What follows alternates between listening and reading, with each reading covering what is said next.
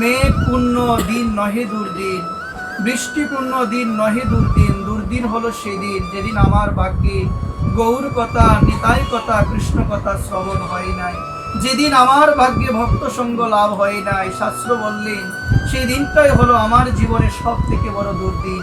এই জন্য মেঘ পূর্ণ দিন নহে দুর্দিন। আপনারা যারা এসেছেন আমার ভগবানের কথা শ্রবণ করার জন্য, আপনারা হৃদয়ঙ্গম করতে পেরেছেন যে জীবনে যদি আমার কৃষ্ণ কথা যেদিন শ্রবণ না হয়, আমার গৌর কথা, আমার নিতাই জীবন গাথা, নিতাই মহিমা যেদিন শ্রবণ না হয়, সেই দিনটাই আমার বৃথা, সেই সময়টি আমার বৃথা।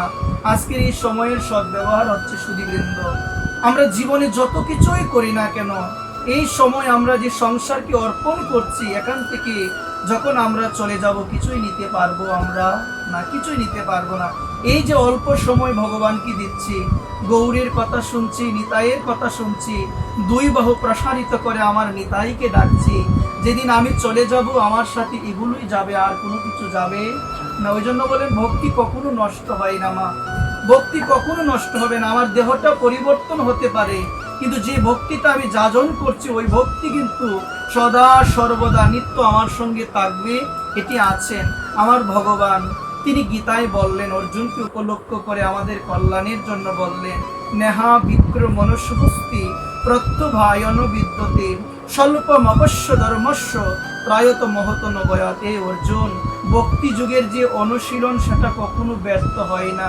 সেই স্বল্প অনুষ্ঠানও সংসার নামক মহাবই থেকে আমাদের মতো অধমকে উদ্ধার করে।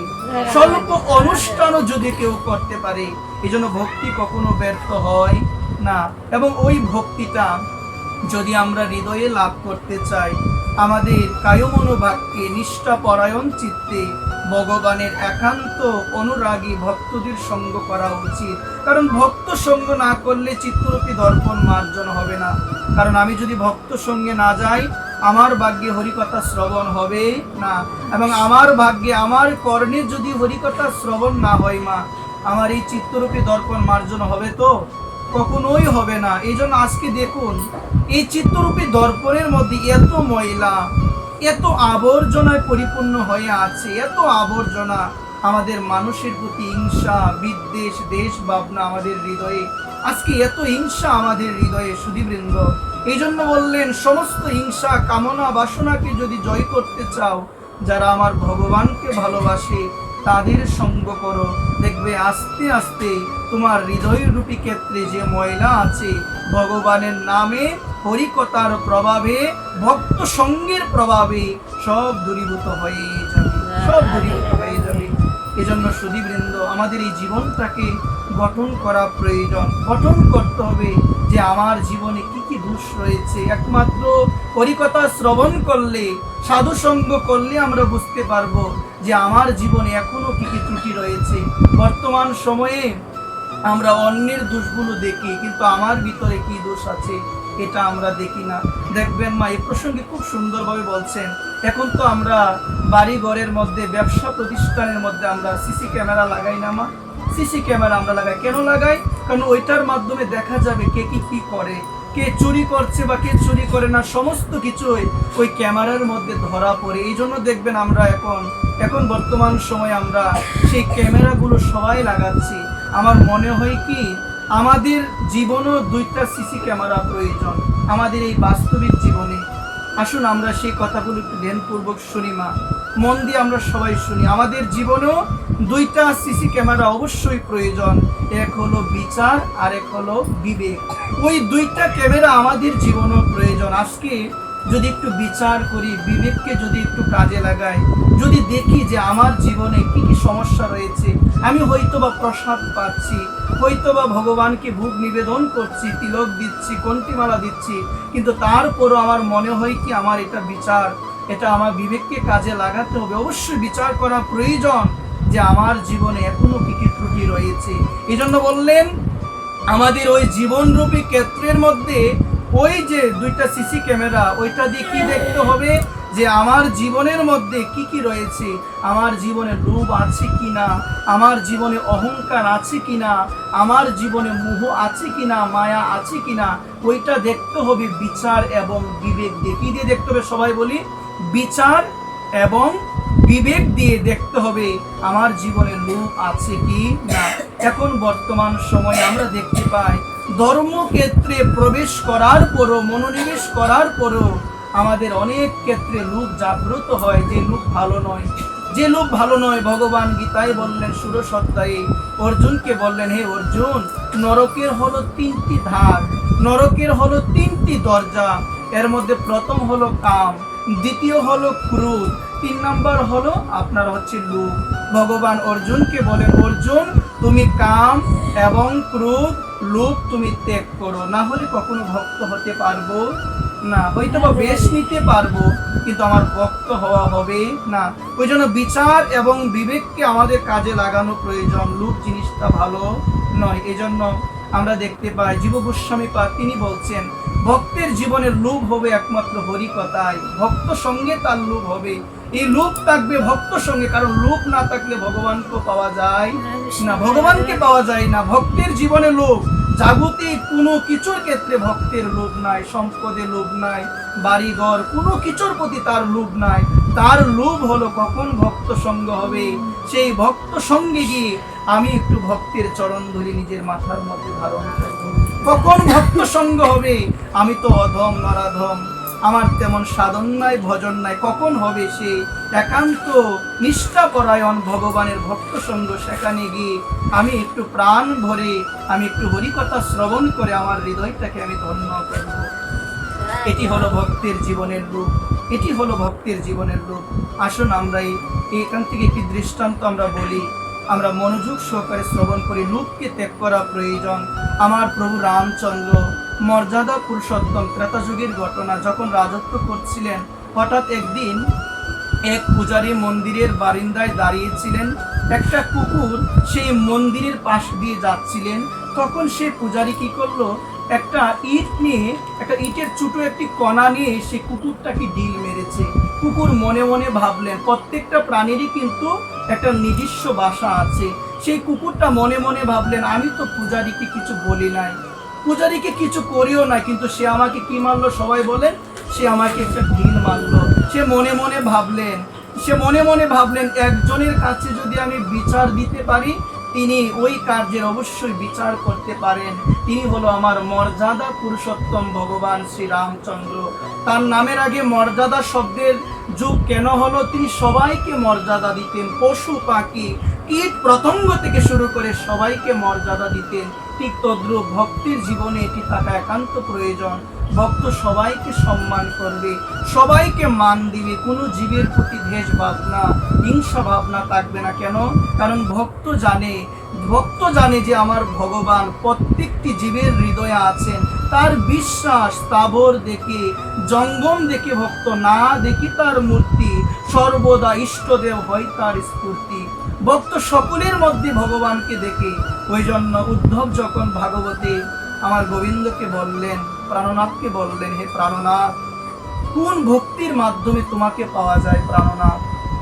তখন আমার গোবিন্দ ভক্ত শ্রেষ্ঠ উদ্ধব মহারাজকে বললেন, হে উদ্ধব, যখন তোমার সমস্ত জীবের প্রতি তুমি আমাকেই দর্শন করবে, সমস্ত জীবের প্রতি যখন তোমার ভক্তি জাগরিত হবে, শুধু মন্দিরে গিয়ে ঘন্টা নাড়িয়ে সেবা দিয়ে চলে আসলাম, একটু পরে নিন্দা সমালোচনা পরহিংসা শুরু হয়ে গেল, ওই ভক্তির মাধ্যমে ভক্তি করতে পারে, কিন্তু ভগবানের চরণ এত সহজে পাবো না। কিন্তু এই জায়গায় ভগবান বলে, উদ্ধব, যখন তুমি সমস্ত জীবের মধ্যে তুমি আমাকে দর্শন করবে, তখনই তুমি আমাকে লাভ করতে পারবে।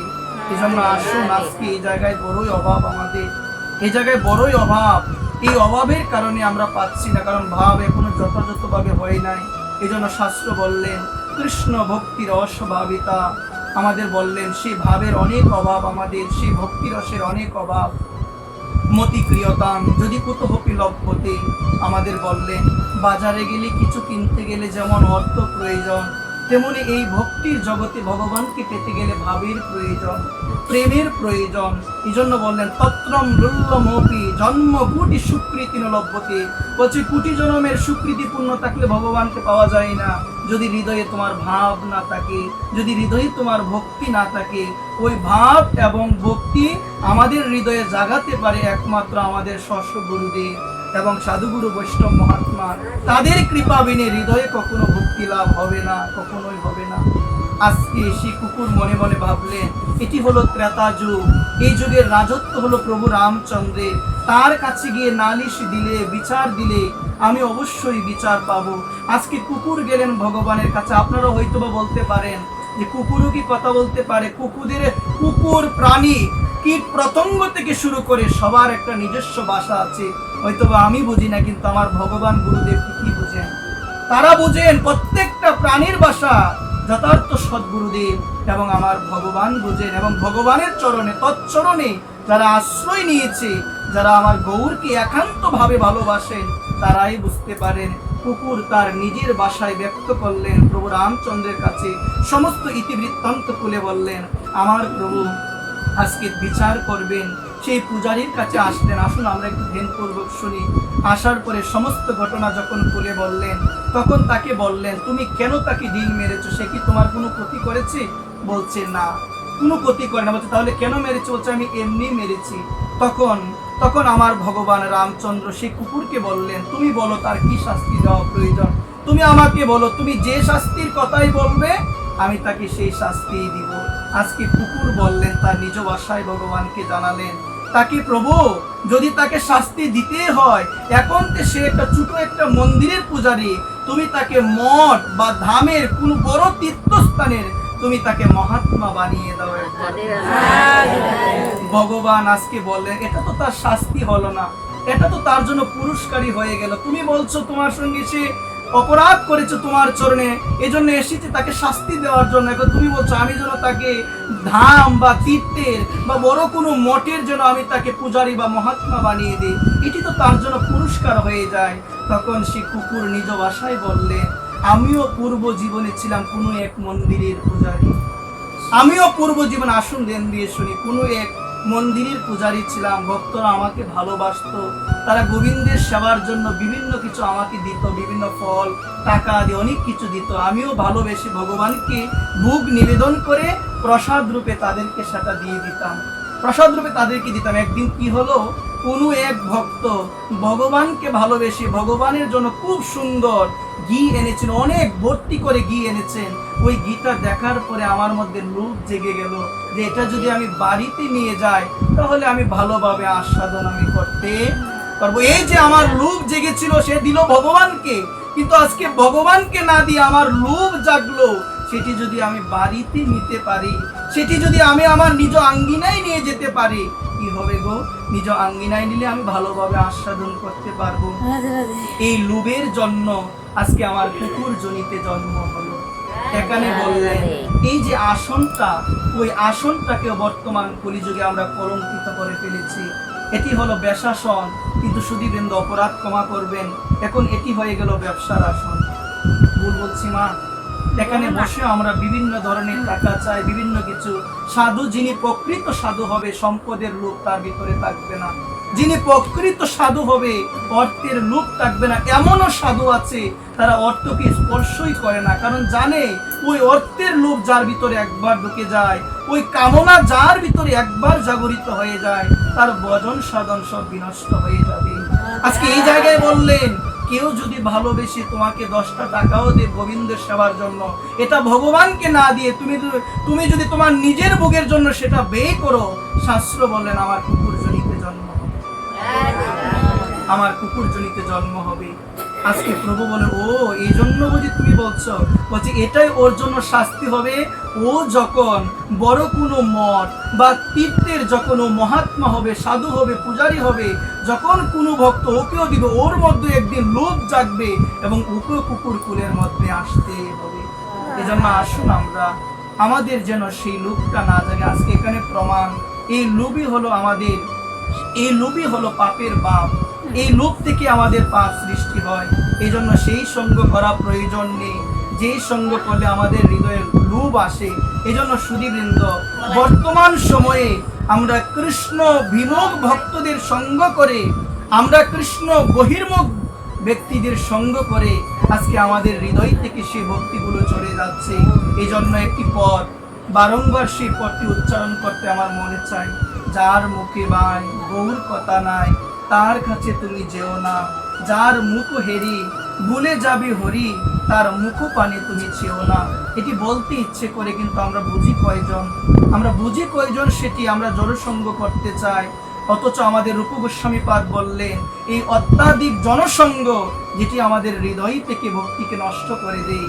ওই জন্য বললেন, যেখানে গেলে কৃষ্ণ কথা আলোচনা হয় না, সেই জায়গায় ভক্তরা কখনো যাবে না, যাবে না কখনো। এই জন্য গীতায় ভগবান বললেন, মচিত্তা মদগত প্রাণা বুদয়ন্ত পরস্পরম তত্যন্তশ্চ মাম নিত্য তুষ্যন্তি চ রমন্তি চ। হে অর্জুন, যারা তাদের মন চিত্ত আমার চরণে সমর্পণ করে দিয়েছে অর্জুন, যারা তাদের মন আমার চরণে সমর্পণ করে দিয়েছে অর্জুন, তারা একে অপরের মধ্যে আমার কথা বিনে অন্য কোনো আলোচনা করতে পারে না। আজকে একে অপরের দেখা হলে কত ধরনের আজে বাজে প্রসঙ্গ আলোচনা হয়, কিন্তু তার ভিতরে কি একবারও বলি গোবিন্দের কথা? তার ভিতরে কি একবারও বলি আমার করুণাময়ী রাধারানীর কথা? তার ভিতরে কখনো কি বলি একবার আমার পরম দয়াল পরম করুণাময় শ্রী নিতাই চাঁদের কথা? আমার বলা হয় না। এই জন্য বলেন, আমি মনও দিতে পারি নাই, এই জন্য আমার গোবিন্দের কথা সবসময় স্মরণ হয় না, গোবিন্দের কথা স্মরণ হয় না। এজন্য আসুন আমরা যেন আমাদের সেই মনকে, একদিনে তো সম্ভব নয়, আস্তে আস্তে আমরা যেন চেষ্টা করি, ক্রমশ অভ্যাস ক্রমশ বৈরাগ্যের মাধ্যমে আমরা যেন সেই মনকে গোবিন্দ চরণে যেন আমরা নিযুক্ত করতে পারি। এই জন্য বললেন, বিচার এবং বিবেক রূপী দুইটি ক্যামেরা দিয়ে আমরা দেখবো আমাদের ভিতরে লোভ আছে কিনা। আপনি তাকান আপনার দিকে, আপনি নিজেই বুঝবেন আমি ভক্ত হই, যাই হই, যদি লোভ থাকে আমার পতন হয়ে যাবে। এই জন্য লোভ ভালো নয়। তারপরে বলেন অহংকার। আজকে এমন একটি সময় আমরা আসলাম, কিছু জানলে, কিছু পারলে, কিছু শিখলে আমাদের হৃদয়ে অভিমান চলে আসে, যেটি কদাপি উচিত নয়। আমার বিনোদ বিহারী বাবাজি মহারাজ তিনি তার একটি বাণীতে বললেন, ঘরের মধ্যে যখন নববধূ আসে, নববধূ এসেছে ঘরের মধ্যে, ওই ঘরের মধ্যে যদি কোনোদিন কোনো পরপুরুষ আসে, ওই নববধূ কি তখন কি সামনে তাকে না লুকিয়ে যায়? বলেন, লুকিয়ে যায় তো মা, লুকিয়ে যায়। তো বাবা বললেন, আমাদের হৃদয়ে এই যে ভক্তিটা, এই ভক্তিটা হলো নববধূর মতো। কিসের মতো গো? হৃদয়ে যে ভক্তি, এটা হলো নববধূর মতো। আর অহংকার হলো পরপুরুষের মতো। যখন অহংকার হৃদয়ে এসে যায় কোনো কারণে, তখন আমাদের হৃদয় থেকে ভক্তি দিবে চলে যায়, একবার চলে যায়। এই জন্য অহংকার ভালো নয়। বাবা বলেন, অহংকার মানে ভজনের মৃত্যু হয়ে গেল। অহংকার মানে যে ভজনের 7টা